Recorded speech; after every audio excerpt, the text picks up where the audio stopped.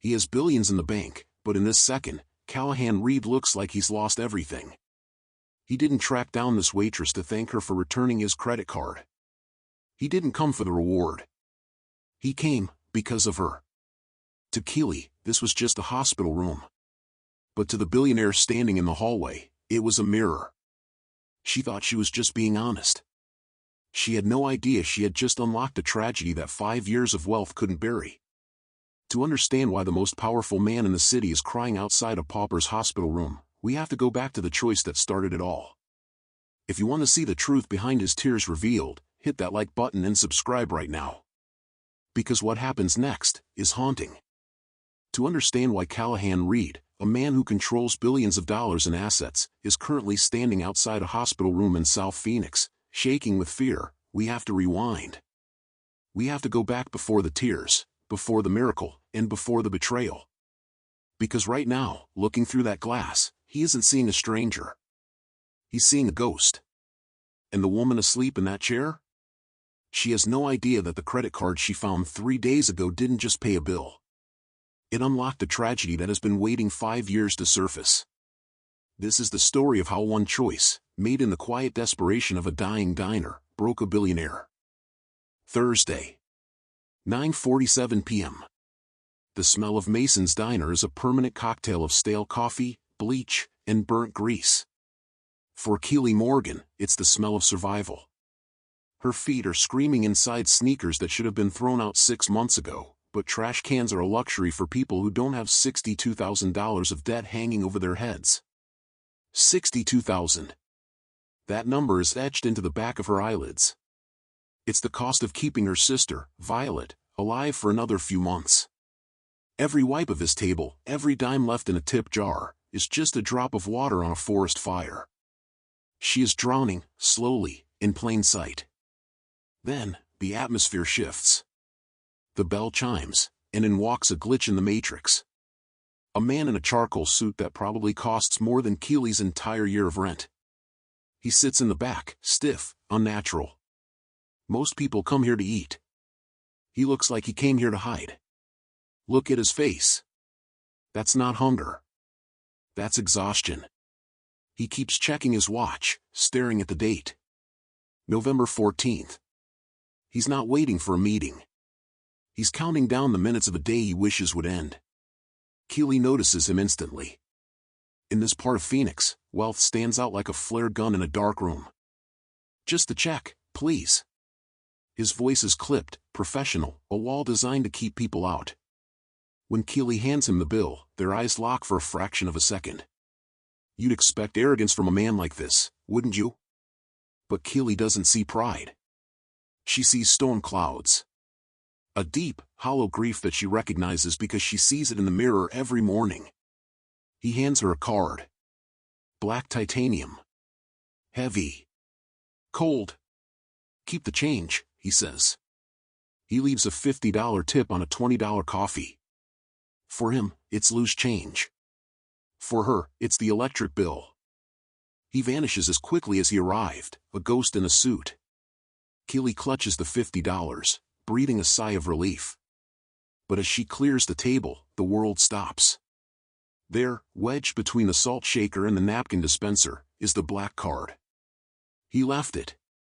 The heavy titanium feels warm in her hand. Callahan Reed. The name screams power. This is a Centurion card. The kind with no spending limit. The kind that opens doors, buys jets, and, most dangerously, clears debts. For 10 seconds, Keely Morgan isn't a waitress. She's a criminal. The thought hits her like a physical blow. One transaction. Just one. She could go online right now, pay the $62,000 to the hospital, and disappear. Who would miss it? A man who tips $50 for coffee? He probably loses more than that in his couch cushions. The temptation isn't greed, it's love. It's the image of her sister, Violet, sitting up in bed, healthy, pain-free. The security code is right there under her thumb. 3 digits that could trade her integrity for her sister's life. What would you do? Truly? But then, a voice echoes in her head. Her father's voice.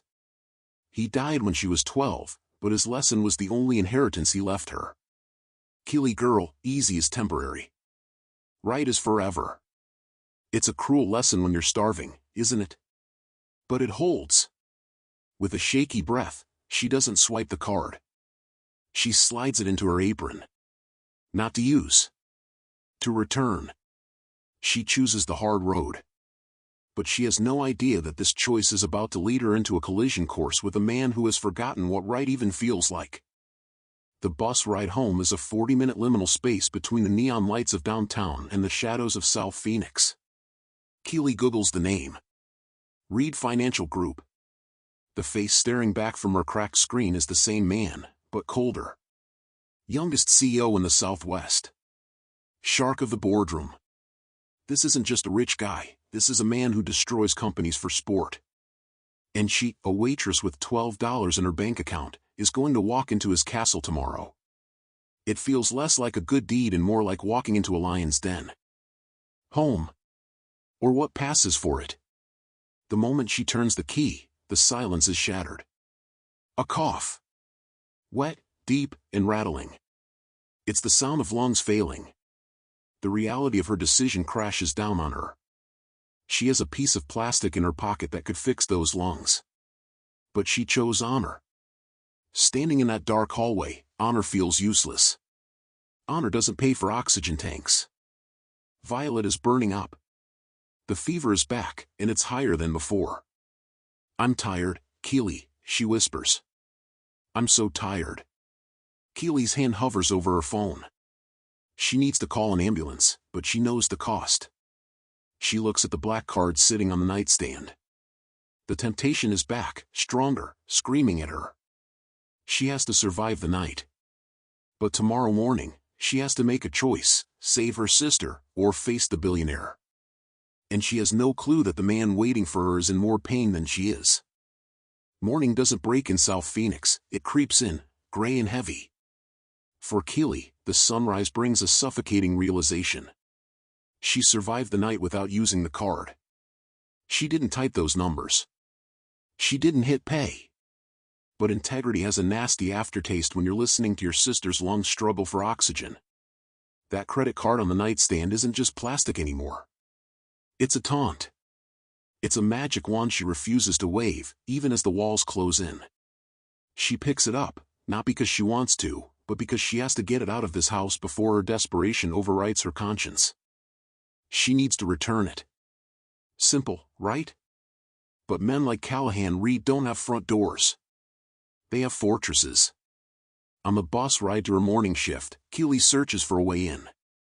The website is a wall of corporate buzzwords. Global reach. Asset management. Elite client services. There is no lost and found. There is no direct line. There is just a generic 1-800 number that feels like it leads to a robot in a basement.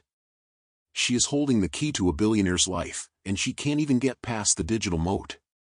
You realize then, don't you? The poor and the rich don't just live in different neighborhoods. They live in different dimensions. 2 p.m. A break in the lunch rush. Keely stands in the alleyway, flanked by rotting vegetables and dumpster juice, listening to Mozart. The hold music is insulting. It's calm, refined, everything her life is not. When a human finally answers, it isn't Callahan. It's a gatekeeper. Reed Financial, how may I direct your call? Keely tries to explain. She tries to say, I have his life in my pocket. But the voice on the other end is bored. Suspicious. Do you have an appointment? As if you need an appointment to save someone from identity theft. Then comes Derek Holloway, Mr. Reed's executive assistant. If Callahan is the king, Derek is the man who makes sure the peasants stay outside the walls. He doesn't offer a meeting. He doesn't say put him on. He asks for her location with the tone of someone calling an exterminator. I'll send a courier, he says. Clip. Precise. Impersonal. Keely asks to return it personally, just to be sure. That won't be necessary. The line goes dead. No thank you. Just a dial tone. She did the hardest thing of her life, and the system treated it like a nuisance. The exchange takes 10 seconds. A black car. A gloved hand. It feels less like a good deed and more like a drug deal. But she has the envelope. It's thick. Cream-colored paper, heavy stock. For a second, just a second, hope flares up in Keely's chest. Maybe he knew. Maybe the rich aren't all stone-hearted. Maybe, just maybe, there's enough in here to pay for Violet's next round of meds. Enough to buy them a week of breathing room. She steps back into the diner, her hands shaking as she tears the seal. 1, 2, 3, 4, 5. $500. To you and me, $500 is groceries. It's a car payment. It's real money. But to Keely, staring at the math of her sister's survival, it's a joke. It's a rounding error. She returned a card with a limit higher than the GDP of a small country, and they tipped her like she delivered a pizza. It's not the amount that breaks her. It's the message. This is what your integrity is worth. This is the exchange rate for your soul. 5 crisp bills. Enough to keep the lights on for 2 weeks, while her sister dies in the dark. That night, the universe twists the knife. Violet's fever spikes to 104. The doctors are using words like critical and escalation. Keely sits in the plastic chair, the envelope burning a hole in her lap. $500 won't cover the ambulance ride that brought them here. She looks at her sister, pale, fragile, fading. And here is the ghost again. Keely doesn't know it, but 5 years ago, Callahan Reed sat in a chair just like this, watching a 23-year-old boy fade away just like Violet. The scenery changes, but the tragedy is a photocopy. I should have used it. The thought screams in her head. I should have swiped the damn card. Integrity is a story we tell ourselves to feel noble while we lose. Right now, looking at Violet's gray skin, Keely would trade all the nobility in the world for that black piece of titanium. She failed. She played by the rules of a game that was rigged against her from the start. She closes her eyes, praying for a miracle, but expecting only the bill collector. Buzz. A number she doesn't know. Probably the billing department asking for a credit card she doesn't have. Or maybe the landlord. She almost lets it go to voicemail. But instinct, that tiny, stubborn survival instinct, makes her slide her thumb across the screen. Hello? Her voice is a wreck. A broken whisper. She expects a robot. She expects a lecture. Miss Morgan? This is Callahan Reed. The voice isn't the assistant. It's deeper. Heavier. It carries the weight of skyscrapers. Keely freezes. My assistant tells me he left you a reward. He doesn't sound happy. He sounds offended.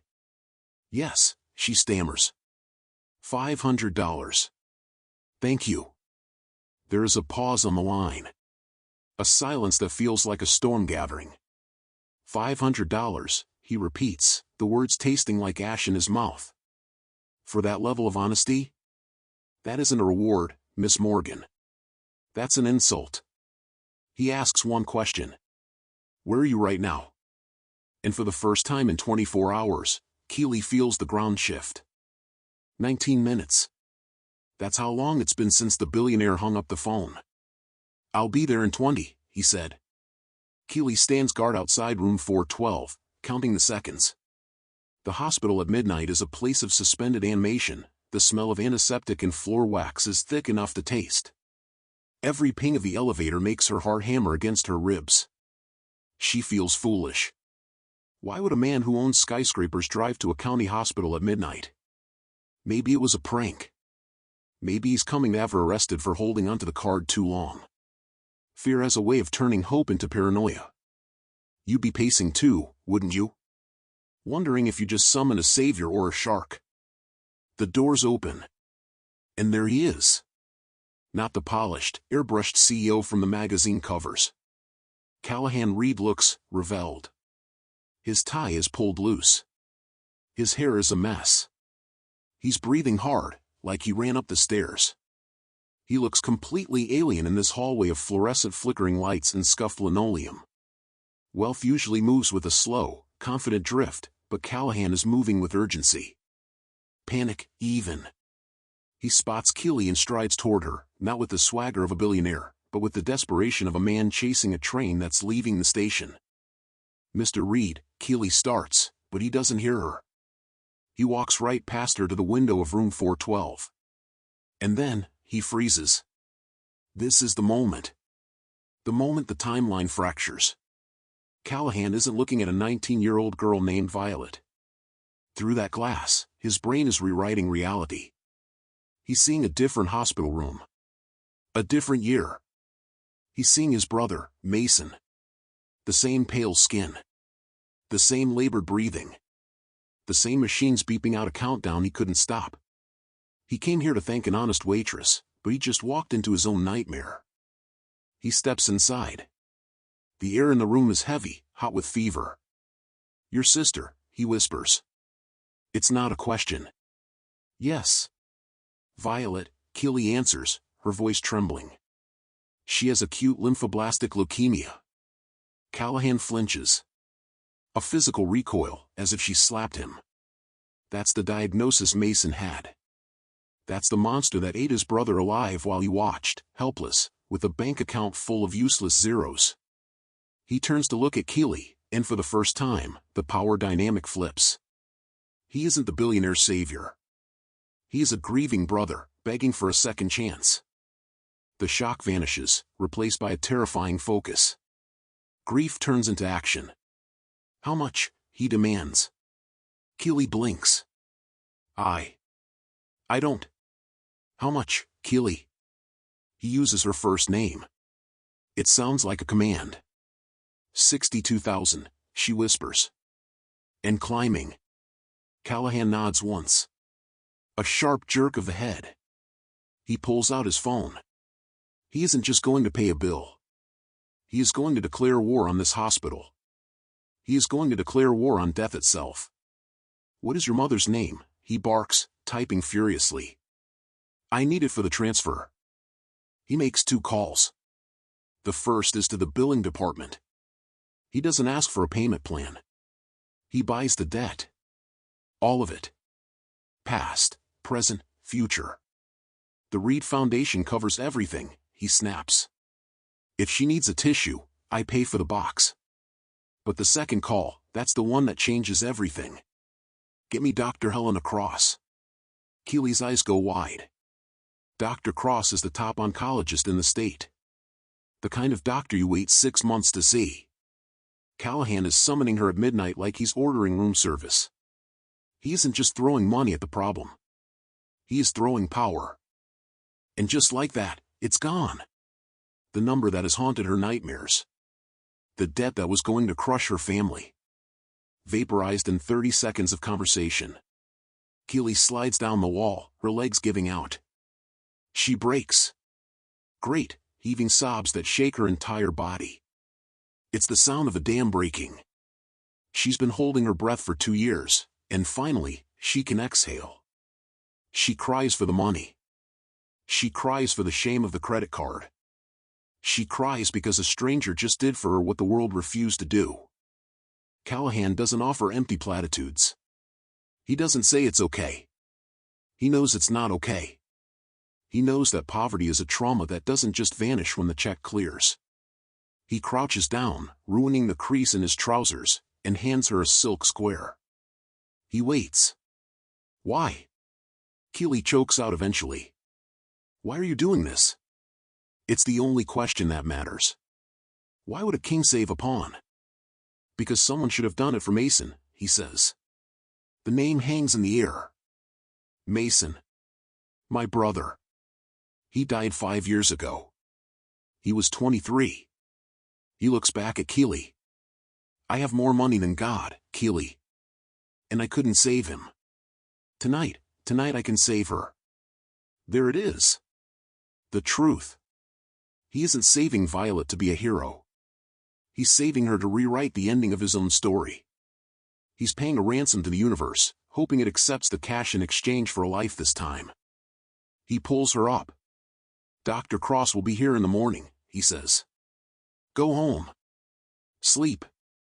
It's handled. He turns to leave, buttoning his jacket, putting the armor back on. But as he walks out the door, he pauses. He looks back at the room, at the girl in the bed, and the waitress standing in the ruins of her old life. He solved their problem. But the look on his face isn't satisfaction. It's hunger. He fixed the medical crisis, but he just opened a door he can't close. He's not done with Keely Morgan. In fact, he's just getting started. And the world isn't going to like what happens next. Weeks pass. The miracle check's cleared. Violet isn't just surviving, she's blooming. The color is back in her cheeks, the fear gone from her eyes. Keely should be happy. She is studying business now, her tuition paid for by the anonymous donor everyone knows as Callahan. But happiness is tricky when you feel like you owe a debt you can never repay. Keely walks through her new life looking over her shoulder. She knows physics, for every action, there's a reaction. You don't just get a happy ending handed to you without a price tag attached. She's waiting for the invoice. Then comes the invitation. Come to my office, he said. We need to discuss your future. Not a request. A summons. Standing at the base of the Reed Financial Tower, Keely feels the vertigo of class warfare. This is his kingdom. Glass, steel, and silence. She is an invader here. The people walking in and out don't look like her. They smell like expensive cologne and generational wealth. She grips her bag tight. She isn't here to serve coffee today.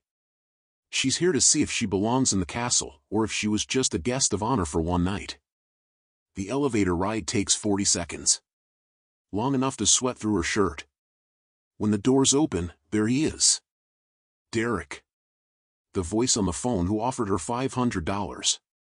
He looks at her like she's a stain on the carpet. He remembers the alleyway. He remembers the desperation. To him, she isn't a Cinderella story, she's a security breach. He presses the button to open the inner sanctum, his eyes saying what his mouth can't, you don't belong here. And the worst part? Keely thinks he might be right. But inside the office, it isn't a tea party. It's a war room. Callahan doesn't ask about her feelings. He points to a chart. Risk assessment, he says. Tell me what's wrong with this projection. He treats her like an associate, not a charity case. He pushes her. Challenges her. For hours, they dissect markets, analyze trends. He is testing her. Looking for the spark he saw in the diner. And he finds it. Keely fights back. She argues. She questions. And for the first time since his brother died, Callahan looks alive. He isn't looking at a ghost anymore. He's looking at a partner. The work turns into coffee. The coffee turns into dinner. And slowly, the armor comes off. One Tuesday, staring into a cup of black roast, Callahan tells her the rest of the story. Mason wasn't just my brother, he whispers. He was the best of us. I was the shark. He was the heart. He confesses the guilt that has been eating him alive for 5 years. The feeling that the wrong brother died. Keely listens. She doesn't pity him. She understands him. They are two soldiers from the same war, comparing scars. And in that silence, the dynamic shifts. It stops being about debt. It starts being about us. But happiness in Phoenix has a shelf life. Especially when you're dating the city's most eligible bachelor. The rumors start as a whisper and end as a scream. The photos surface. The blogs dig up her old address, her mother's debts, her waitress job title. They don't see a woman who saved a life. They see a lottery winner. A gold digger. Project girlfriend. You know how the world works. People love a rags to riches story in a movie, but in real life? They hate it. They want to tear it down to see if it bleeds. And Keely is bleeding. Tonight is the Red Cross Gala. The debut. Callahan bought her the dress, silk, midnight blue, costing more than her mother made in a decade. Standing in front of the mirror, Keely doesn't see a princess. She sees a fraud. The comments on her phone are acid. She's just using him. Trash in a dress. The doubt creeps in. Is she just a replacement for Mason? A way for Callahan to feel good about himself? The dress fits perfectly, but her skin feels tight. She wants to run. She wants to go back to the diner, where the problems were simple math, not complex psychological warfare. The arrival is a sensory assault. Flashbulbs. Shouting photographers. Mr. Reed. Over here. Who's the girl? Callahan doesn't flinch. He holds her hand, not loosely, but with a grip that says I've got you. He pulls her into the light. But notice his eyes. He isn't looking at the cameras. He's scanning the perimeter. He knows these people. He knows the sharks in tuxedos. He's walking her into the Coliseum, and he knows the lions are hungry. The room goes quiet. It's that high school cafeteria silence, but wearing $10,000 tuxedos. They walk the gauntlet. Eyes judge. Lips curl. Then, it happens. A man from a rival firm, someone who lost money when Callahan crushed him last quarter, steps forward. He's holding a scotch, smiling with too many teeth. He doesn't look at Callahan. He looks right at Keely. Charming, he says, his voice carrying across the silent room. Tell me, darling, what's the hourly rate for this kind of companionship? Or did he buy the whole package? The air leaves the room. It's an insult designed to destroy. To humiliate. Keely wants to disappear into the floor. She waits for Callahan to laugh it off. To be polite. To play the game. But Callahan Reed isn't playing games tonight. He steps forward. He releases Keely's hand and becomes a wall between her and the world. The look on his face isn't anger. It's destruction. He opens his mouth, and what he says next won't just silence the room. It will burn his reputation to the ground to save hers. And you are not going to believe how he does it. The silence in the room is heavy enough to break bone. Everyone is waiting for the explosion. They expect Callahan to yell. To throw a punch. To act like the brute they think he is. But true power doesn't shout. It whispers. Callahan looks at the man who just called Keely a purchase. He speaks clearly, his voice cutting through the air like a scalpel. This woman, he says, gesturing to Keely without looking away from the bully, returned a black card with a limit higher than your net worth. She was starving. Her sister was dying.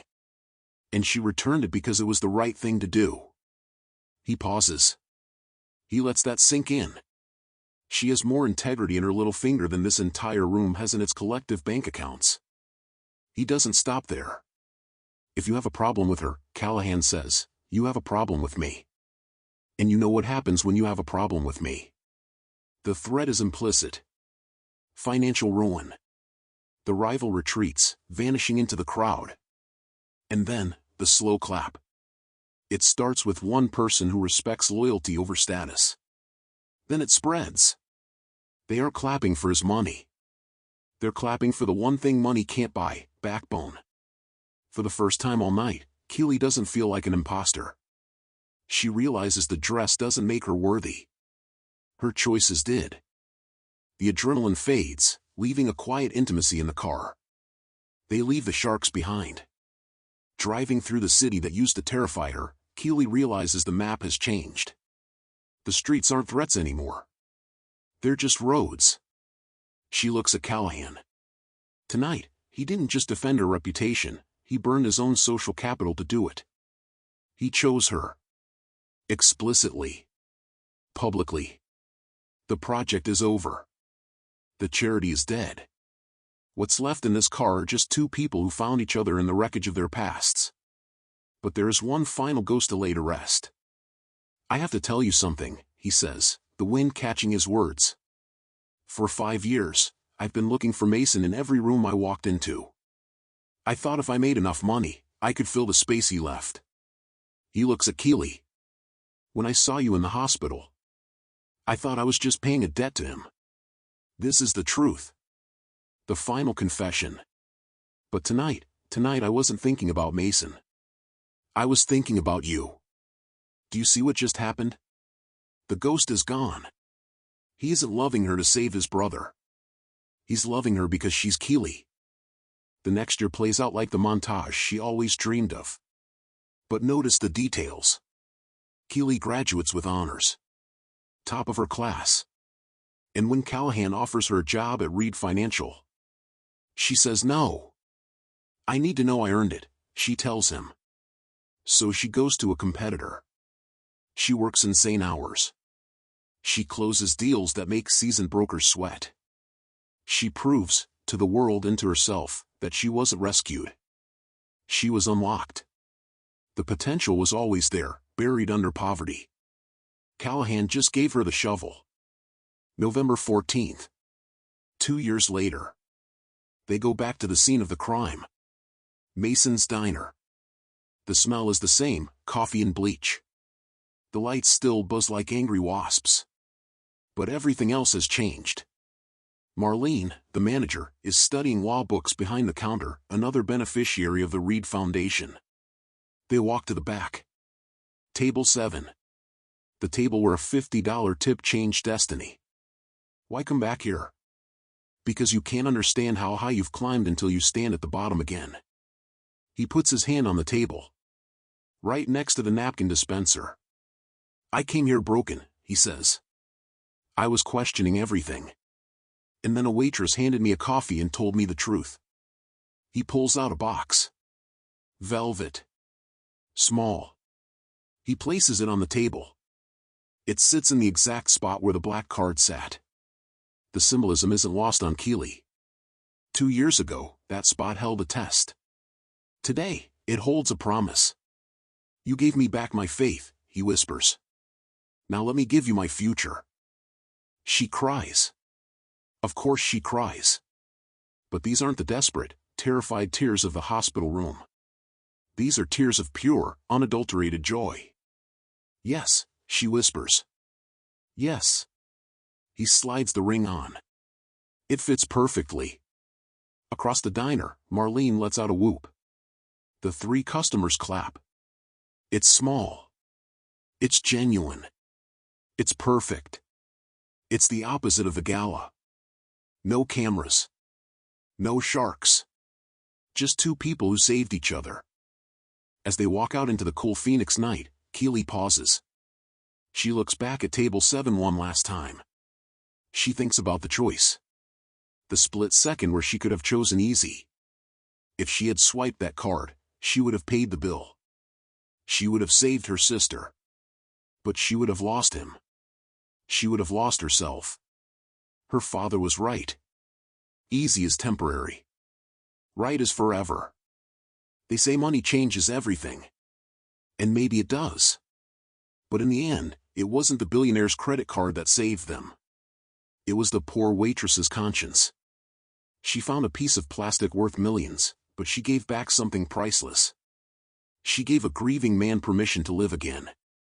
And that is worth more than any black card limit.